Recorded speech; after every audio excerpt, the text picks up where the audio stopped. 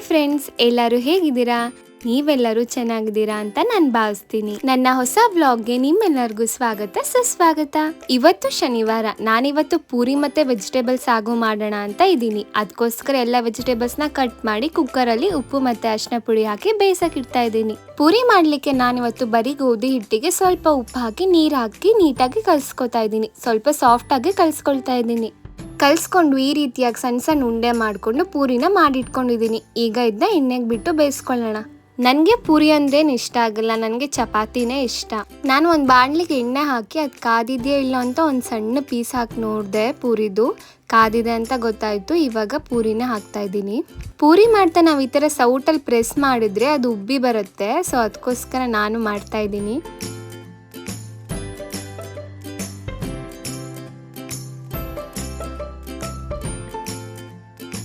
ಮಸಾಲೆಗೆ ನಾನಿಲ್ಲಿ ಬೆಳ್ಳುಳ್ಳಿ, ಶುಂಠಿ ಹಾಗೆ ಹಸಿಮೆಣಸು, ಕೊತ್ತಂಬರಿ ಸೊಪ್ಪನ್ನ ಹಾಕಿ ಪೇಸ್ಟ್ ಮಾಡ್ಕೊತಾ ಇದ್ದೀನಿ.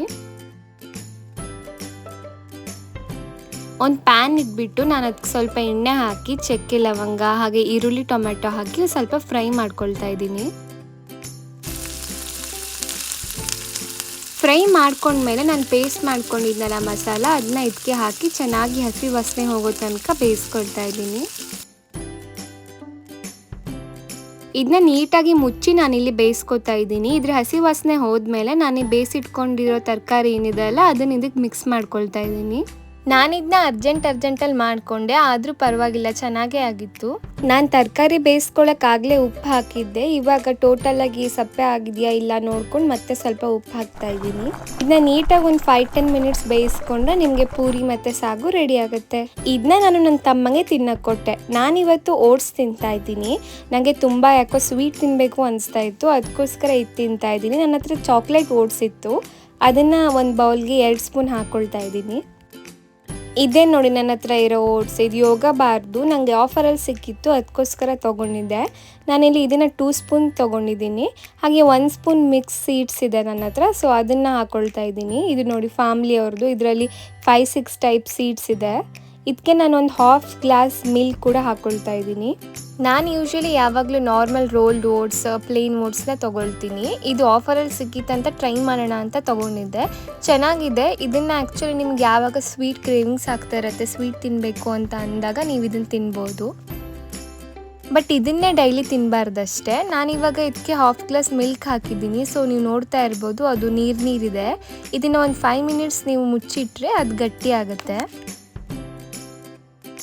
ನೋಡಿ, ಈಗ 5 ಮಿನಿಟ್ಸ್ ಆದಮೇಲೆ ಇದು ಸ್ವಲ್ಪ ಗಟ್ಟಿಯಾಗಿದೆ ಅಲ್ವಾ, ನಿಮಗೆ ಗೊತ್ತಾಗ್ತಿದೆ ಅನಿಸುತ್ತೆ. ಇದು ಸ್ವಲ್ಪ ಗಟ್ಟಿಯಾಗಿದೆ. ಇವಾಗ ಇದಕ್ಕೆ ನೀವು ಯಾವ್ದಾದ್ರು ಫ್ರೂಟ್ನ ಮೇಲ್ಗಡೆ ಹಾಕ್ಕೊಂಡು ತಿನ್ಬೋದು, ಇಲ್ಲಾಂದರೆ ಇದನ್ನ ಹೀಗೆ ಕೂಡ ತಿನ್ಬೋದು. ನಮ್ಮ ಮನೇಲಿ ಆ್ಯಪಲ್ ಇತ್ತು, ಸೊ ನಾನು ಅದನ್ನು ಸಣ್ಣದಾಗಿ ಕಟ್ ಮಾಡಿ ಇದ್ರ ಮೇಲ್ಗಡೆ ಹಾಕ್ಕೊಂಡೆ. ನಾನಿವತ್ತು ಸ್ಯಾಟರ್ಡೆ ಆಗಿದ್ರು ಸ್ವಲ್ಪ ಕೆಲಸ ಇತ್ತು, ಸೊ ಅದು ಮಾಡೋಣ ಅಂತ ಲ್ಯಾಪ್ಟಾಪ್ ಓಪನ್ ಮಾಡಿಕೊಂಡು ಮಾಡ್ತಾ ಇದ್ದೆ. ಹಾಗೆ ಇವಾಗ ಇದನ್ನು ತಿಂತಾ ಇದ್ದೀನಿ. ತುಂಬಾ ಚೆನ್ನಾಗಿತ್ತು. ನೀವು ಬೇಕಿದ್ರೆ ಒಂದ್ಸಲಿ ಟ್ರೈ ಮಾಡ್ಬೋದು ಇದನ್ನ. ಇದು ವೆಯ್ಟ್ ಲಾಸ್ ಅಂತಲ್ಲ, ಸುಮ್ಮನೆ ಯಾರು ಬೇಕಾದರೂ ತಿನ್ಬೋದು ಇದನ್ನ. ಹಾಗೇನು ಪರ್ಟಿಕ್ಯುಲರಾಗಿ ಮತ್ತು ಇದು ಫುಲ್ ಹೆಲ್ದಿ ಅಂತಲೂ ನಾನು ಹೇಳಲ್ಲ. ಇದರಲ್ಲೆಲ್ಲ ಮಿಕ್ಸ್ ಇರುತ್ತೆ. ಸೊ ಕಂಪ್ಲೀಟಾಗಿ ನಾವು ಇದನ್ನೇ ತಿಂದರೆ ಸಣ್ಣ ಆಗ್ತೀವಿ, ಅದೆಲ್ಲ ಸುಳ್ಳು.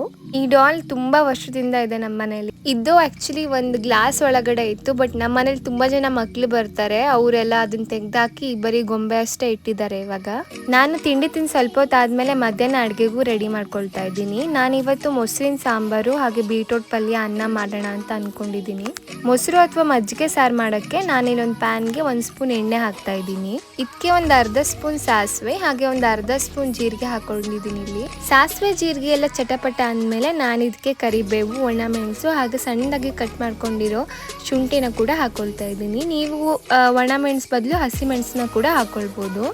ಇದಕ್ಕೆ ನಾನೊಂದು ಅರ್ಧ ಈರುಳ್ಳಿನ ಸಣ್ಣದಾಗಿ ಕಟ್ ಮಾಡ್ಕೊಂಡು ಹಾಕ್ಕೊಂಡು ಅದನ್ನು ಸೇರಿಸಿ ಹುರ್ಕೊಳ್ತಾ ಇದ್ದೀನಿ ಚೆನ್ನಾಗಿ. ಇದಕ್ಕೊಂದು 1/4 ಚಮಚ ಅರಿಶಿನದ ಪುಡಿ ಹಾಗೆ ರುಚಿಗೆ ತಕ್ಕಷ್ಟು ಉಪ್ಪನ್ನ ಹಾಕೋಬೇಕು. ಹಾಕ್ಕೊಂಡು ಸ್ವಲ್ಪ ಹುರಿದು ಈ ಒಗ್ಗರಣೆಗೆ ಮೊಸರು ಅಥವಾ ಮಜ್ಜಿಗೆನ ಸೇರಿಸ್ಕೊಳ್ಳೋದು. ನಾನಿಲ್ಲಿ 1 ಬೌಲ್ ಮೊಸರು ತೊಗೊಂಡಿದ್ದೀನಿ, ಅದಕ್ಕೆ ಅರ್ಧ ಬೌಲ್ ನೀರು ಹಾಕ್ಕೊಂಡಿದ್ದೀನಿ.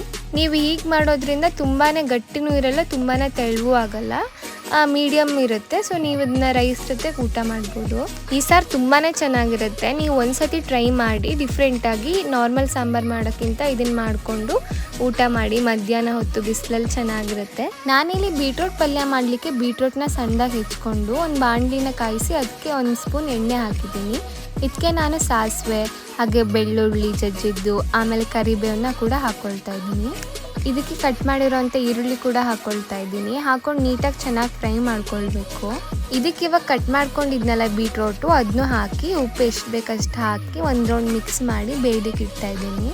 ನೀವು ಫಸ್ಟಿಗೆ ನೀರು ಹಾಕೋಕ್ಕೆ ಹೋಗಬೇಡಿ ಬೇಯಿಸೋಕ್ಕೆ. ಆ ಬೀಟ್ರೋಟೆಲ್ಲ ನೀರಿನ ಅಂಶ ಇರುತ್ತೆ, ಸೊ ಅದೆಲ್ಲ ಆವಿಯಾಗಿ ಚೆನ್ನಾಗಿ ಬೇಯುತ್ತೆ. ಹಾಗೇನಾದರೂ ಇನ್ನೂ ಬೆಂದಿಲ್ಲ ಅಂದರೆ ನೀವು ಬೇಕಿದ್ರೆ ನೀರು ಹಾಕ್ಕೊಳ್ಬೋದು. ನಾನು ಸಣ್ಣದ್ರಿಂದ ಮೀಡಿಯಮ್ ಫ್ಲೇಮಲ್ಲಿ ಇಟ್ಬಿಟ್ಟು ಇದನ್ನು ಮುಚ್ಚಿ ಬೇಯಿಸ್ಕೊಳ್ತಾ ಇದ್ದೀನಿ. ನೀವು ನೋಡ್ತಾ ಇರ್ಬೋದು ನಾನು ಇವಾಗ ನೀರು ಹಾಕ್ಕೊಳ್ತಾ ಇದ್ದೀನಿ. ಜಾಸ್ತಿ ಅಲ್ಲ, ಒಂದು ಅರ್ಧ ಲೋಟ ನೀರು ಹಾಕ್ಕೊಳ್ತಾ ಇದ್ದೀನಿ.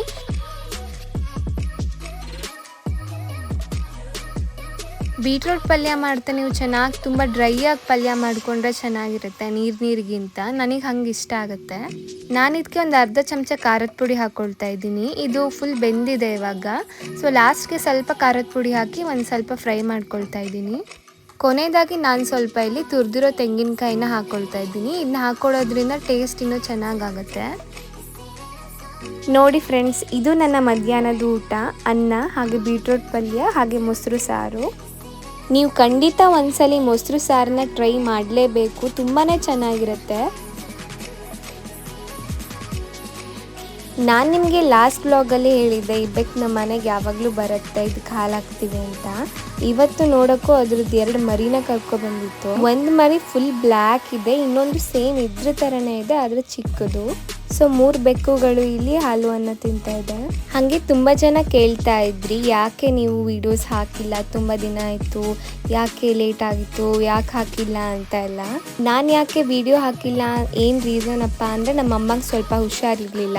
ನಾನು ಲಾಸ್ಟ್ ವಿಡಿಯೋದಲ್ಲೇ ಹೇಳಿದ್ದೀನಿ ನೀರು ತುಂಬ ಕುಡಿಬೇಕು, ನೀರು ಕುಡ್ದಿಲ್ಲ ಅಂದರೆ ಎಷ್ಟು ಪ್ರಾಬ್ಲಮ್ ಆಗುತ್ತೆ ಅಂತ ಎಲ್ಲ.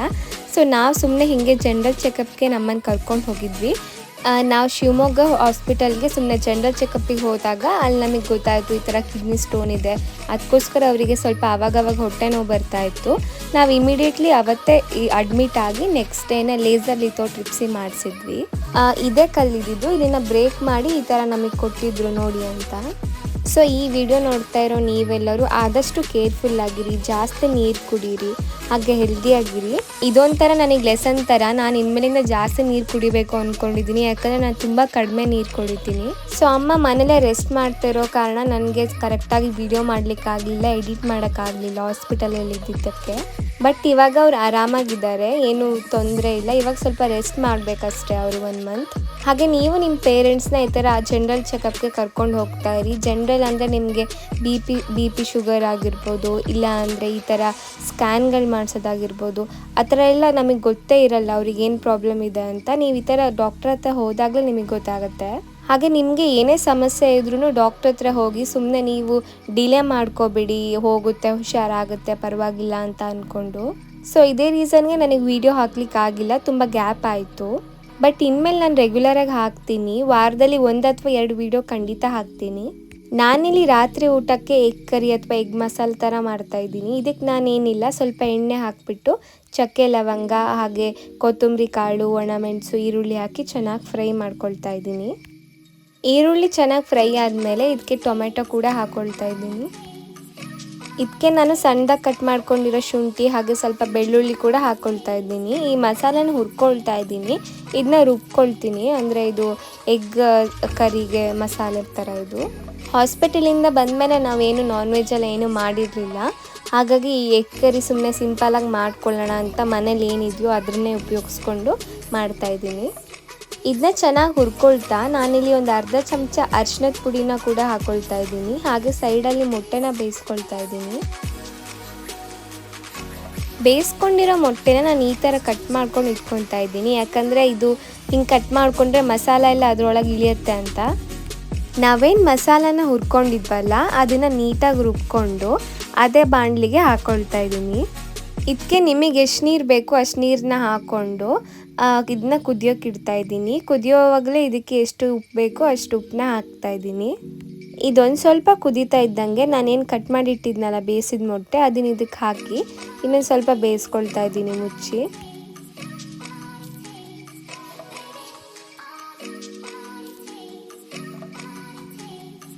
ನಾವಿದನ್ನ ಚೆನ್ನಾಗಿ ಕುದಿಸ್ಕೊಂಡ್ರೆ ಆಯಿತು, ನಮ್ಮ ಎಗ್ ಕರಿ ಅಥವಾ ಎಗ್ ಮಸಾಲ ರೆಡಿ ಆಗುತ್ತೆ. ನಾನು ಇದ್ರ ಜೊತೆಗೆ ಕ್ಯಾರೆಟ್ನ ತುರಿದು ಕೋಸಂಬರಿ ಥರ ಮಾಡಿದ್ದೆ, ಅದನ್ನು ಕೂಡ ಹಾಕ್ಕೊಂಡು ಊಟ ಮಾಡಿದೆ.